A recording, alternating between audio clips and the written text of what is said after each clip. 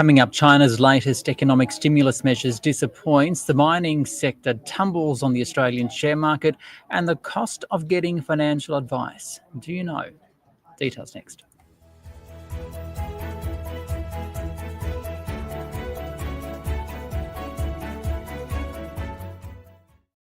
It's your daily 10-minute business and finance news wrap for this Monday, the 11th of November 2024. The Australian share market fell today by 0.4%. We'll have the details with Elio from Stockopedia soon. And later in the podcast, we find out how much it actually costs to get financial advice. But first to China, which is trying to grow its economy by 5%. And it launched some new economic stimulus measures at the weekend, $1.4 trillion worth. But investors were not impressed with it today. To find out more, I spoke with Gerard Berg, NAB's Senior Economist International. So Chinese authorities approved a US $1.4 trillion stimulus package at the weekend. That's on top of other recent stimulus measures. Yet it would appear the markets aren't happy about this. Commodity prices are down and the miners are being smashed. Why do you think that is? Is this stimulus package not enough? Well, first off, we don't really see this as being stimulus at all. It's far more about risk management than actually boosting its economy through additional spending. So essentially what the package has allowed is for local governments to issue more debt, to bring debt that was otherwise off their balance sheets into their sort of official budgets. It doesn't add any more spending to governments. It provides them with a bit more clarity around the total level of local government debt, and it reduces the cost of interest for these local governments. I think the fact that it's not going to do anything to boost domestic demand in China is exactly why we've seen the market reaction that we have. This isn't likely to introduce any more consumption of, say, our natural resources. Okay. What kinds of headwinds is the nation facing? Because there's also those threats of a potential 60% import tariff on Chinese goods into the US. How detrimental is that to the nation and the threat of a wider trade war? I mean, at a high level, around about 15% of China's exports at the minute go to the US. So it's a pretty significant market for China overall. That said, that's down from about 18% where it was pre the first trade war back in 2018. Now, China faces a range of headwinds at the minute. We've got weak domestic demand that really, because some of the factors coming out of COVID, we've got confidence among households pretty weak, inflation's still very low, and the jobs market is looking still pretty shaky. So all of that's leading to consumers remaining pretty cautious. We've got the fallout from its housing bubble bursting. Construction activity is still way down on the levels it was going back a few years. Sales of housing units are still very low, and that's probably going to continue for a number of years to come. And then we've got the declining level of the population in China and that it's continuing to age. So there's more pressure continuing on that workforce at the minute, which means that their savings levels are remaining really high. One of the things that we've been sort of hoping for to see out of some sort of sustainable fiscal stimulus is some sort of social support to mean that households don't have to save as much, particularly for things like retirement, that could then mean that they could reduce that saving and increase consumption. But so far, policymakers have been really resistant to that kind of change.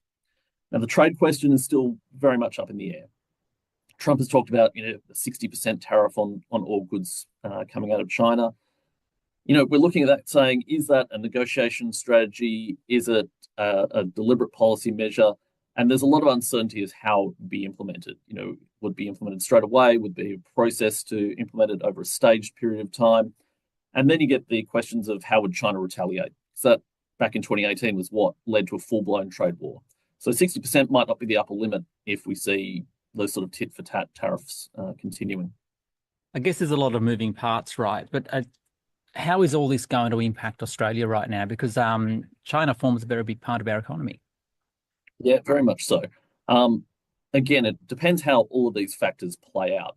We sort of view it as being, on balance, a negative story for the world. Freer trade leads to greater efficiency and so forth. And so any increase of this sort of magnitude would see weaker growth. If this flows through into weaker demand for the overall volumes of our natural resources going into China, also going into related economies in Southeast Asia, that would be a net negative for Australia at that very high level. It could also impact demand for other exports out of Australia. Our agricultural exports that are going into the region, demand for education and tourism resources exports could be negatively impacted by that overall lower level of economic activity in the region. So all of these on balance look like a net negative story for Australia. That's Gerard Berg there from NAB. Now, Market Day on the SBS On The Money podcast.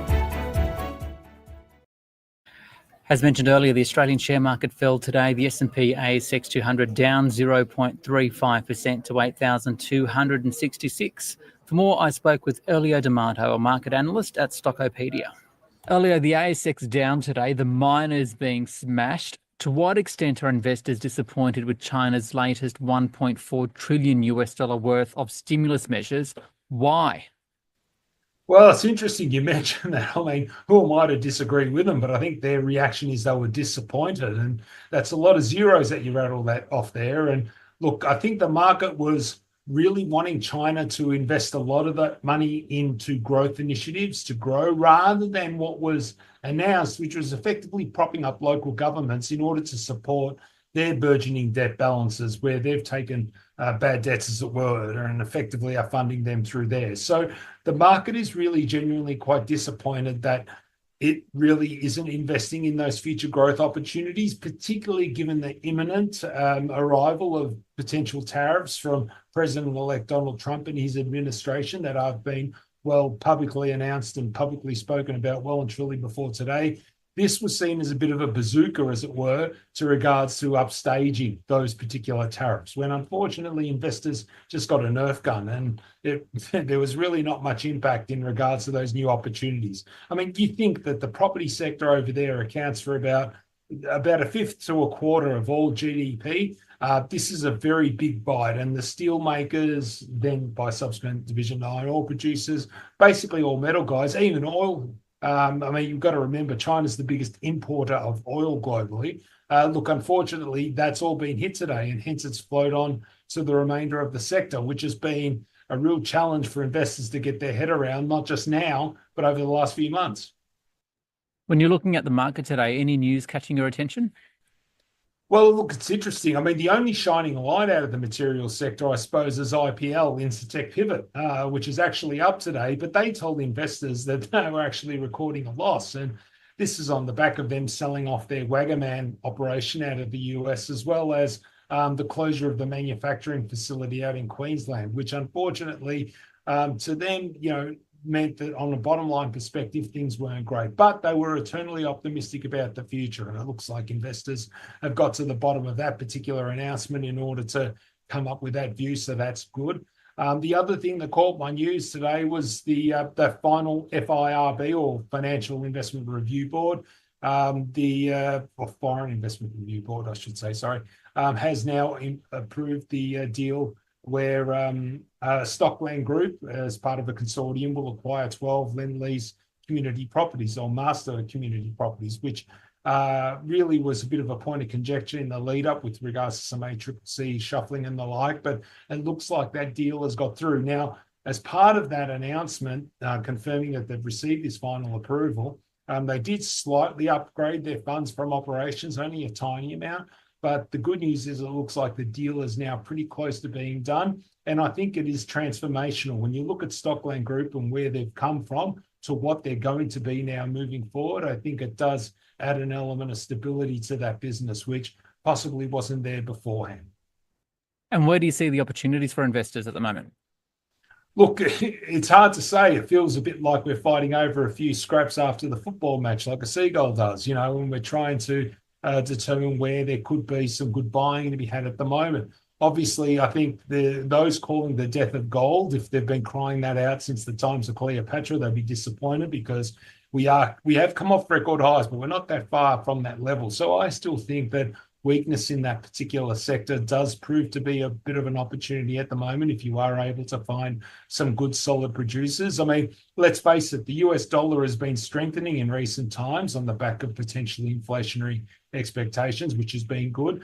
So therefore that should do well for gold miners, notwithstanding the recent pullback in gold prices. But then again, if that turns around, they should do well there too. I would probably steer clear or be very wary of businesses focused on the consumer. It looks like the rising cost of living is starting to bite. I mean, I look at Endeavour today, who gave that update, and they told us that their retail division was effectively flat, and though hotels was only up very slightly. It didn't take much to realise that profitability is going to be down on that business. So obviously they're facing a very challenged environment moving forward, and I don't think they're an island. I think that many client-facing businesses are going to feel that same impact, and therefore you want to just keep a very close eye in regards to those companies. Whereas those that can control a little bit more of their own destiny, particularly in those good margin IT businesses, for example, well, they've been doing quite well. And even healthcare could possibly have a bit more of a renaissance should they be able to get their things in gear and head in the right direction as well. And again, that comes down to margins. The juicy margins at the moment are quite defensive, as opposed to thinner margins, where I think that being the great profit expander, increased costs and less demand will lead to some more losses down the track. It's Elio there from Stockopedia. Well, do you know how much it costs to get financial advice? And it would appear that there is no middle ground when it comes to it. For more, John Baldock spoke with Ian Fryer, the General Manager at researchers Chant West. Tell me about what the missing middle really is. So the missing middle is reflecting that when someone retires, they probably need some sort of financial advice. But at the moment, what they can get is not really fit for purpose. They can either get something really simple, like how should I invest my money? The other option is you could say, okay, I want a full financial plan. And they can go to a financial advisor and get a full financial plan, but that's actually a fair bit of money. So how much does it actually cost to get this financial advice from the basic to the more complex? Most superannuation funds will provide what they call intra-fund advice, which is advice on a single issue. The other option is you can get what's called comprehensive advice, which means you get a full financial plan. So it looks at everything you've got, all your assets, all your liabilities, any loans, mortgages, etc., and gives a full financial plan.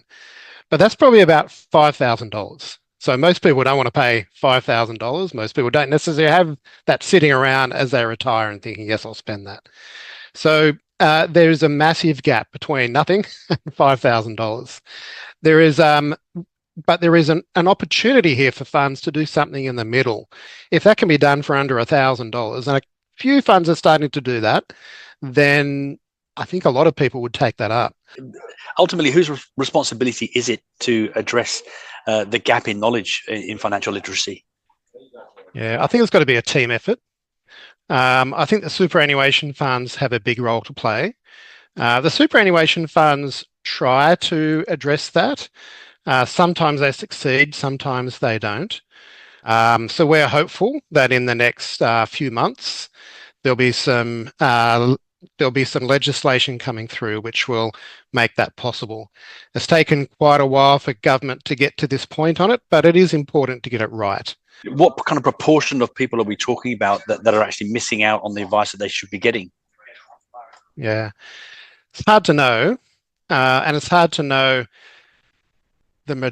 what proportion of people in that middle space would want to seek advice. But the majority of people who are moving into a retirement situation probably need some sort of advice. The proportion of people who are getting comprehensive advice is small. To be honest, the proportion of people who are retiring who are getting the simple advice is also small. So the need in there in the middle is massive. It's way bigger than 50%. Will all those members in the middle want to take it up? Not necessarily. But if we can somehow get the news out there that funds in the near future are providing this advice, and that it's a really good idea to get this piece of advice maybe just once in your life as you retire, and it can make a big difference, a lot of people could take this up. It could be the majority. It'd be wonderful if the majority of people retiring knew that they could get cost-effective advice at retirement and take it up. John Fryer there from Chant West. This SBS On The Money stream is provided for informational purposes only. The content in this stream should not be understood as constituting advice or a recommendation. It is not personal advice and it does not consider your personal circumstances or objectives. You should contact a licensed professional before making any financial decision.